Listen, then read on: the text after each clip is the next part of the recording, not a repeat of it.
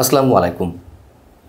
ছাত্র জনতার গণ অভ্যুত্থানের মধ্য দিয়ে যেই ছাত্র সমন্বয়কেরা বা ছাত্র নেতারা আমাদের সামনে নিজেদেরকে বীর হিসেবে উপস্থাপন করলো, তাদের প্রতি সাধারণ মানুষের যে ভালোবাসা, শ্রদ্ধা, সম্মান সৃষ্টি হয়েছিল তা অনেকখানি ম্লান হতে চলেছে।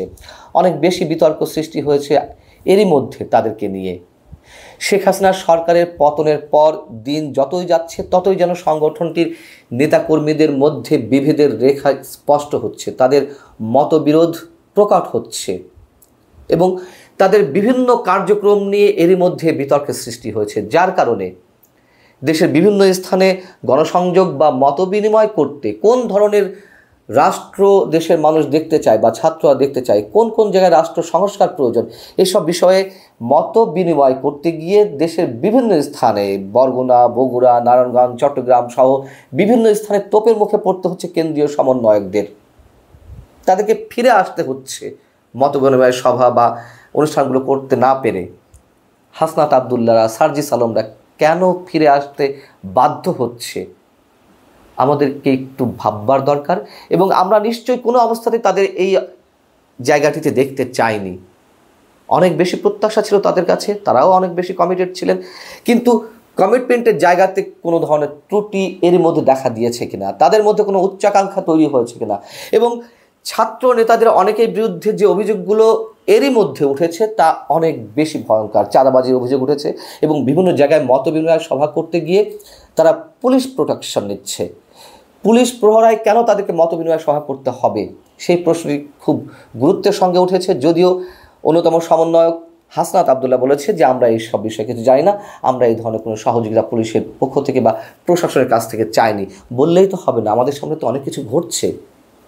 এবং তারা যে রাজনৈতিক দল গঠন করতে চেয়েছিল, সেই রাজনৈতিক দল গঠন করা নিয়েও এক ধরনের মতবিরোধ তৈরি শুরু থেকেই ছিল। কেউ বলছেন যে না, আমাদের যে কাজটি ছিল, আমরা একটা ফ্যাসিস্ট সরকারের পতন চেয়েছিলাম, প্রথমে কোটা সংস্কারের দাবি, তার মধ্য দিয়ে নানান ঘটনা অঘটনের মধ্য দিয়ে যে অভ্যুত্থান, সেই অভ্যুত্থানে যেহেতু শেখ হাসিনা সরকারের পতন ঘটেছে, আমরা আমাদের মূল কাজে ফিরে যেতে হবে, পড়াশোনার টেবিলে ফিরে যেতে হবে। আবার কেউ কেউ বলছে যে না, আমরা রাজনৈতিক দল গঠন করতে চাই। বেশ ভালো কথা, রাজনৈতিক দল গঠন করতে কোনো সমস্যা নয়, রাজনৈতিক দল গঠন করা প্রত্যেকেরই অধিকার রয়েছে।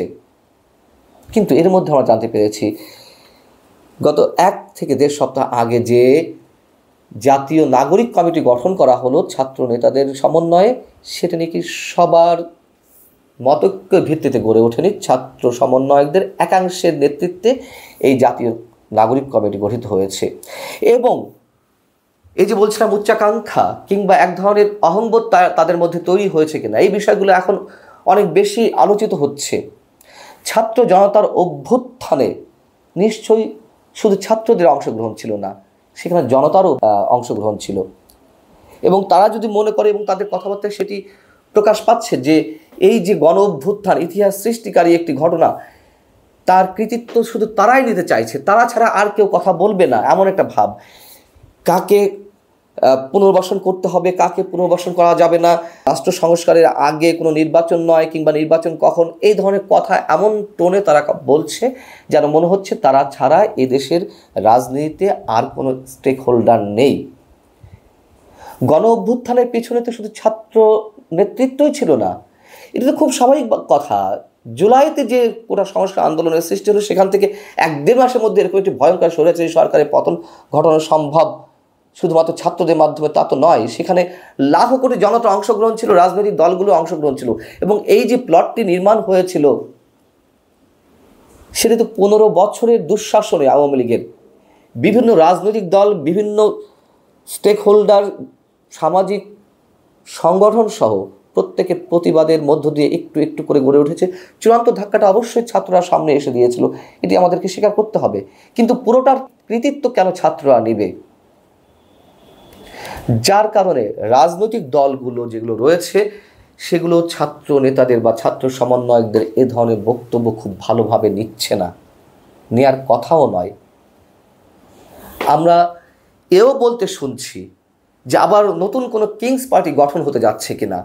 কিংস পার্টি তো আমরা গঠন হতে দেখেছি, আমরা 1-11-এর সময় দেখেছি, আমরা 2023-এও দেখেছি।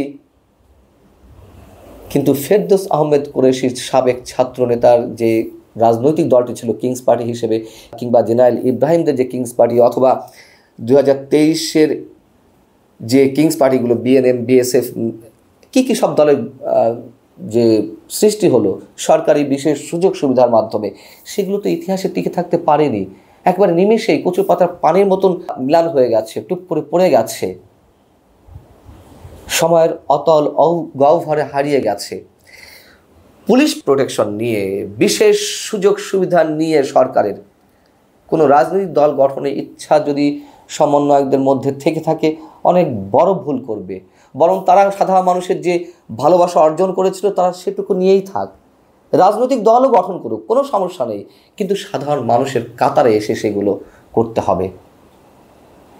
পুলিশ প্রোটেকশন নিয়ে এরই মধ্যে গত রোববার পুলিশ সদর দপ্তরের অপারেশনস শাখা থেকে একটা অফিস আদেশ জারি করা হয়েছে। সেখানে বলা হচ্ছে যে বৈষম্য বিরোধী ছাত্র আন্দোলনের কেন্দ্রীয় সমন্বয়কেরা বিভাগীয় জেলা পর্যায়ের সফর উপলক্ষে নিজ নিজ অধিক্ষেত্রে জেলা প্রশাসক ও স্থানীয় সমন্বয়কদের সঙ্গে সমন্বয় করে প্রয়োজনীয় নিরাপত্তা ব্যবস্থা গ্রহণের জন্য নির্দেশক্রমে অনুরোধ করা হলো। কেন ডিসিদের সঙ্গে সমন্বয় করতে হবে? অন্য কোনো দল কি কোথাও গণসংযোগ করতে গেলে তারা এই সুবিধাটা পাবে?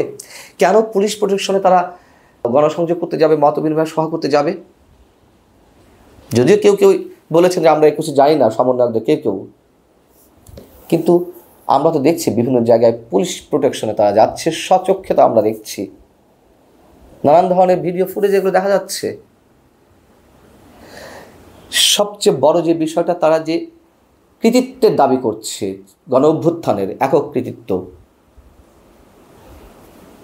এখন আমরা যেটি দেখছি যে বর্তমান সময়ের কোনো সমালোচনা করলে, সরকার কিংবা ছাত্র নেতাদের কোনো সমালোচনা করলেই তাকেই স্বৈরাচারের দোসর বানিয়ে ফেলা হচ্ছে। ঠিক একইভাবে 2009 থেকে 2024-এর আগস্ট পর্যন্ত আওয়ামী লীগ সরকার যেমনটা করেছে, তার সমালোচনাকারী সে যে রাজনৈতিক দলেই হোক না কেন, কিংবা যে সংগঠনেই হোক না কেন, তাকে রাজাকার বানিয়ে ফেলা হয়েছে।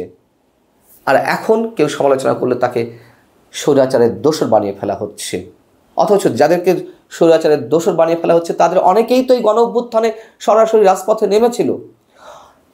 অনেক আওয়ামী পরিবার, অসংখ্য আওয়ামী নেতা কর্মী সমর্থক, তারা এই রাজপথে নেমে এসেছিল গণ অভ্যুত্থানের সময়। সেটিকে আমরা অস্বীকার করতে পারবো?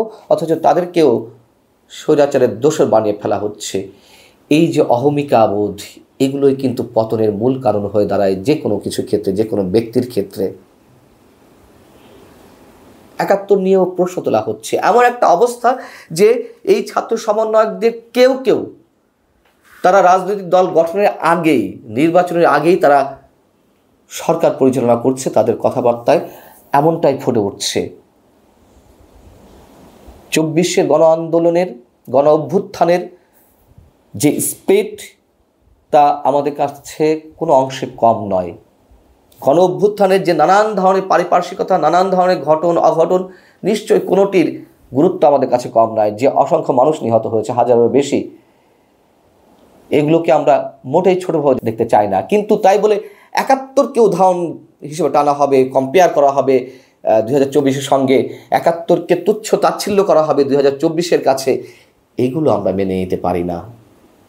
আমরা আমাদের শেকড় ভুলে যেতে চাই না, অস্তিত্ব ভুলে যেতে চাই না। সব কিছুরই একটা সীমা থাকে, নিশ্চয়ই সেই সীমার বাইরে আমরা কেউ যাব না। এবং ছাত্র সমন্বয়কদের কাছে আমাদের যে প্রত্যাশা, অবশ্যই আমরা মনে করব যে হয়তো কোথাও কোনো ভুল ত্রুটি বিচ্যুতি ঘটতেই পারে, সেগুলো তারা শুধরে নেবে। নচেত এমন যে কাউকেই ইতিহাসের অতল গহ্বরে হারিয়ে যেতে হবে, এটাই ইতিহাসের শিক্ষা। আল্লাহ হাফেজ, ভালো থাকুন সবাই।